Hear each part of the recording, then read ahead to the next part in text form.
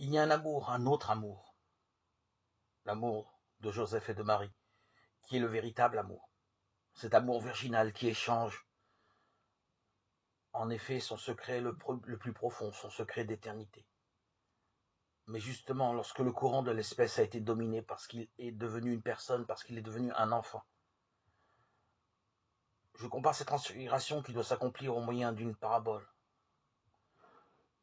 Si je me tenais au sommet d'un phare, je regarde la mer immense sans rivage visible de l'autre côté.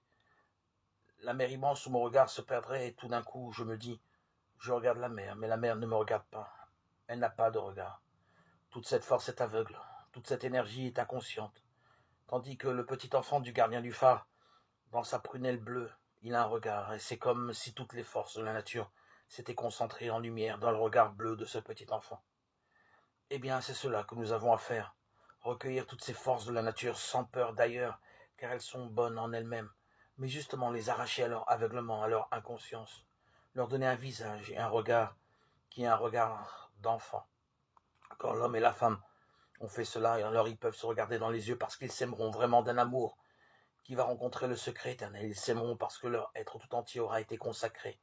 Ils comprendront que ce n'est pas par le dehors qu'ils peuvent s'atteindre, que leur chair elle-même est intouchable, sinon par un toucher d'âme, parce qu'elle est toute enveloppée, toute virginisée, par la présence de Dieu, par le respect de la vie, par le culte de l'enfant.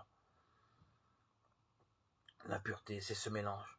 L'impureté, c'est cette annexion indue, illusoire d'un infini cosmique. C'est justement les énergies aveugles de la nature.